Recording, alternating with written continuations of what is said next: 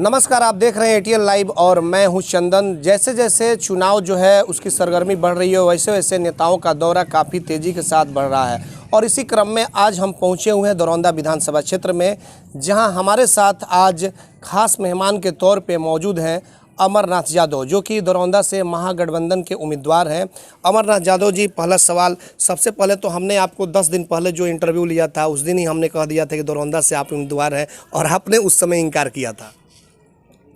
सबसे पहले चंदन जोरो बंटी जी रवा चैनल के माध्यम से महागठबंधन के तरफ से पूरा बिहार और सिवान के जनता से हमारा अपील बा, हाथ जोड़ के कि जो समझौता बा गठबंधन के जो उम्मीदवार बा, तमाम गठबंधन के जितना लोग बा वो तमाम अपना उम्मीदवार के वोट दियो।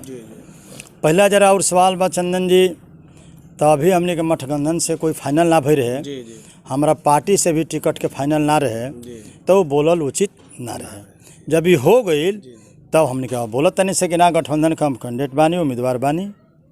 अच्छा अमर जी, आप दरौली में भी चुनाव लड़े हैं, रघुनाथपुर से भी रहे उम्मीदवार रहे हैं, और जिस तरह से अचानक आपको दरौंदा भेज दिया गया है तो यहाँ की क्या स्थिति वस्तु है यहाँ पे जब आप क्षेत्र में आए हुए हैं, इसलिए कि ये थोड़ा क्षेत्र आपके लिए नया माना जा रहा है। सबसे पहले बंटी जी की हमार पार्टी दरौंदा विधानसभा में हमेशा हमनी के पार्टी के तरफ से लड़त रहल बानी सन, साथी जयशंकर जी उम्मीदवार रहत रहा, लेकिन अपना बल पर अपना बलबूते और अब की जो महागठबंधन में समझौता के जो बात चलत रहे, 1 महीना जद्दोजहद चलल, कभी बातचीत सकारात्मक हो जाओ कभी नकारात्मक हो जाओ।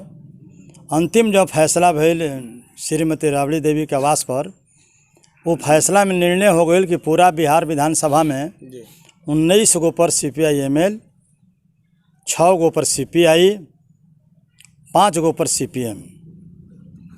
हमने के परिस्थिति बतौनी सन RJD के नेता लोग के, गठबंधन के नेता के रउआ रघुनाथपुर जांच करवा ली, अगर वह पार्टी के प्रदर्शन ठीक बा, वह माननीय विधायक जी के अगर प्रदर्शन ठीक बा तो वह रघुनाथपुर लड़ी, अगर स्थिति ठीक नहीं है तो हमने गठबंधन के हिस्सा में दे दी।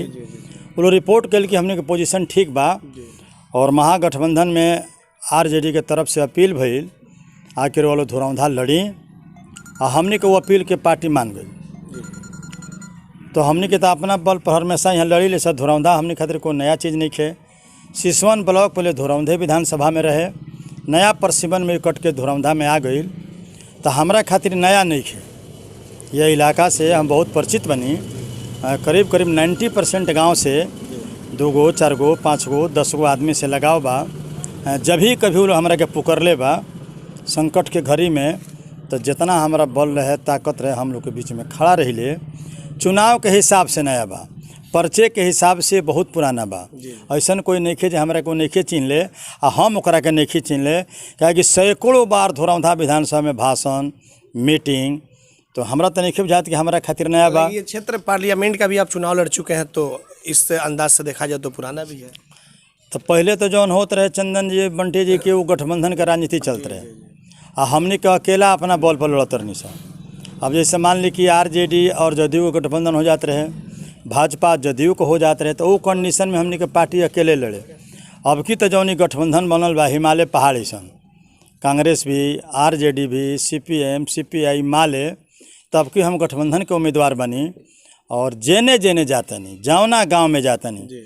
लोग कहता है कि हमने के तो पहले ही से मन बना ले बने से जबेर और नाम आयल कि गठबंधन के तरफ से अमरनाथ यादव के टिकट मिलल बा, तो अपार खुशी बा। गरीब में, कमज़ोर में, किसान में, अल्पसंख्यक में आके अब की लड़ाई ठीक जगह से रही, डणार पर रही।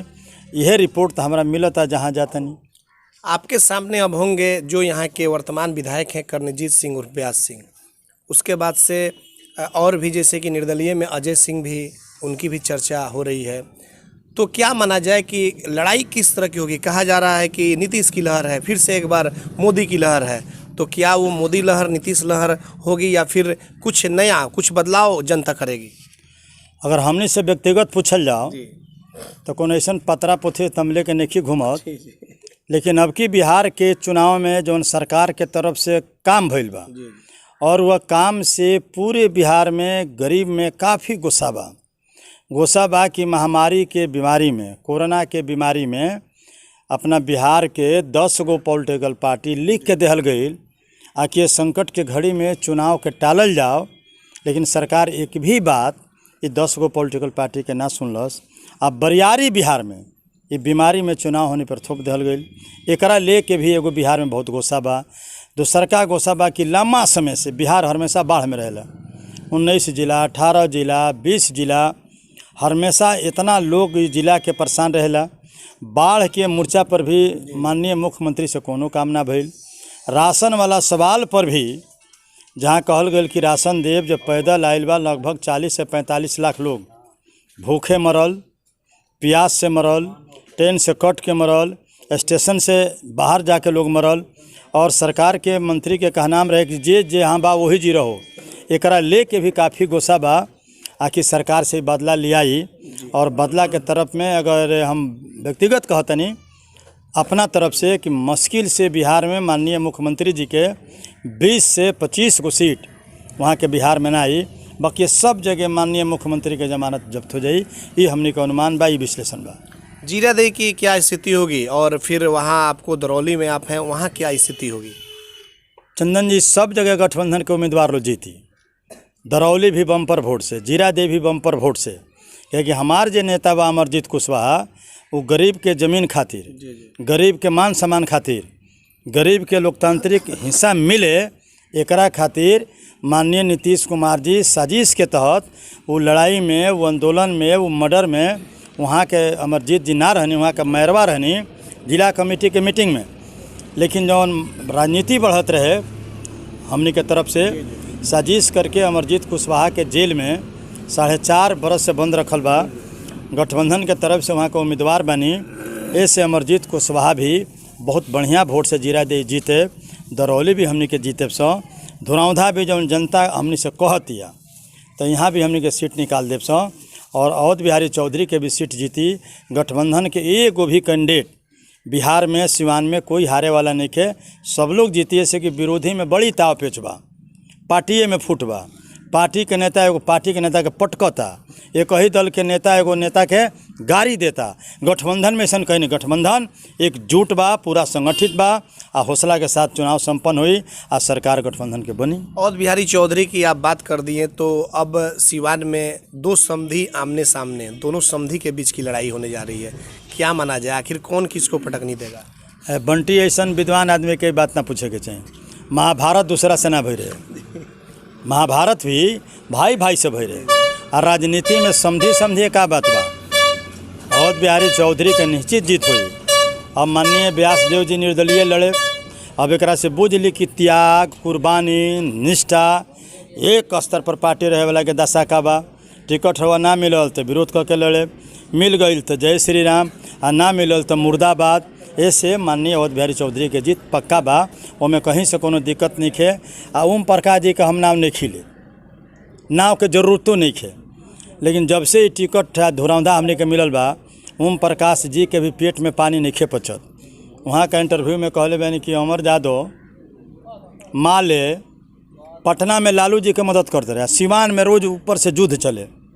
और हमनी के अगर फिक्रे नहीं खे जरुआ कहाँ रहे ना रहे, कहाँ चुनाव लड़े, रुआ का कहनी ना कहनी, केने का लेके वही गनी से हमारा कोनो मतलब नहीं खे। हम धुरौंधा के जनता से, बिहार के जनता से, गठबंधन के तरफ से हमेशा हार्दिक अभिनंदन करत रहिले। जब से गठबंधन बनल बा आ गठबंधन के कैंडिडेट के जितावे खातिर हमेशा आज भी अपील बा, काल भी अपील रहे।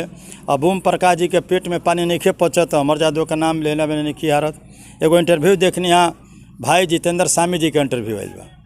हम वहाँ के बाबूजी के कोई आलोचना नहीं कैले, शायद वहाँ के ठीक से ना देख लेके हमारे केवल एक ही शब्द बयान रहे कि बाबू उमाशंकर जी के, अब वहाँ के नहीं खी, महान आदमी रहनी और वहाँ के वो घड़ी महाराजगंज के चर्चित विधायक रहनी। हम इतने केवल कहले बने कि गौरी यादव के हत्या उस समय भइल जब बाबू उमाशंकर जी यहाँ के विधायक रहनी। उनमें वहाँ का हम व्यक्तिगत कोई आलोचना नहीं कैले। अगर भाई जितेंद्र स्वामी जी के ऐसा कुछ बुझाइल बा तो एकरा खातिर हम क्षमा मांगतनी, माफ़ी मांगतनी। आ लड़ाई तो यहाँ होइबे करी। आ हमरा के वहाँ काला ना कहले बनी तो ये काला में का फ़र्क पड़ता, चाहे काला कहीं चाहे पियरका कहीं। रहुओ जनता के बीच में, हमहू जनता के बीच में। रहुआ अपना पार्टी के इतिहास बताए जो हम गरीब खातिर का कैले बनी, आ हमहू गरीब के धुरौंधा के बताए बिहार सिवान कि हम गरीब खातिर का कैले बनी। त्याग, कुर्बानी, जेल और वो लोग बताएब कि हमनी के धुरौंधा के विकास खातिर बहुत कुछ कैले बनी सो। ऐसे भाई जितेंद्र जी से हमारा अपील बा कि उतना सोचला के जरूरत नहीं है। हमनियों का नाम लिखौले बनी सो, गठबंधन के कैंडिडेट बनी सो, सारा विपक्ष लोग के जमानत जब्त कर दी धुरौंधा के जनता। ऐसा अमर जी आपको लग रहा है क्या कि आपके आ जाने से बहुत से लोगों को घबराहट हो गई है? अब घबराहट का हमरा ले कोनो एकर जांच नहीं है, ये जांच जनता बताई। हम अपन बात कहे बनी गठबंधन का उम्मीदवार बनी रहो, हमरा के वोट दी। हम दूसरा कोई उम्मीदवार के नाम भी नहीं खिले कि माननीय ब्याह जी का कहतनी, माननीय जितेंद्र जी का कहे, वो लोग के अपन काम बा। हमार सिर्फ एगो काम बा कि भाजपा और जदयू के सरकार के हरावे के बा, गठबंधन के सरकार बनावे के बा। माननीय मुख्यमंत्री के देवदार कहले बनी कि अगर हमार सरकार बनी तो 10 लाख नौजवान के हम नौकरी देव, यह हमने के प्रचार में ले जाए के बा। मजदूरी के सवाल, कर्जा माफ़ी के सवाल, मनरेगा के सवाल, बाढ़ के सवाल, सिवान के चीनी मिल, सूता मिल के सवाल, इस सब हमने के अपना मुख्यमंत्री से शराबबंदी मिनिस्टर के भी कहे सो कि रुआ पर विचार करें। 537 आदमी के 15 करोड़ रुपया सूता मिल के बाकी बा। यह दुर्भाग्य बा कि पचरुखिया चीनी मिल भी बिका गई, सूता मिल भी गोलूदर से टूटता। जैसे गठबंधन के सरकार बनी, हमने के अपना नेता पर मुख्यमंत्री दबाव डाले सो कि सिवान के जनता के, धुरौंधा के जनता के जौन समस्या बा, वह बाढ़ के समस्या बा, कर्जा माफ़ी के सवाल बा, सूता मिल के सवाल बा, चीनी मिल के सवाल बा, यह असेंबली से कानून पास करके ओकरा के रद्द कइल जाओ और जनता के काम देहल जाओ। ये हमने के अपना गठबंधन से मांग करे सो। बिल्कुल आपने देखा, हालांकि चुनाव है, अभी समय भी है और लगातार इनसे बातचीत होगी। अमरनाथ यादव जी से आपको बताते चले कि अमर यादव का नाम नया नहीं है, ज़मीन से जुड़े लोग हैं और एक एक व्यक्ति इनको पहचानता है। जिस तरह से बरही बेबाकी से अपनी बातों को इन्होंने रखा है, ऐसे में अब आने वाले वक्त में देखना होगा कि दरौंधा विधानसभा क्षेत्र की जो जनता है कितना विश्वास करती है और किस तरह से इन्हें अपना बहुमत दे करके बिहार विधानसभा में भेजने का काम करती है। तो आने वाला वक्त ही बताएगा। हमारे सहयोगी आशीष कुमार गोलू के साथ चंदन कुमार, ATN लाइव दरौंधा, सिवान।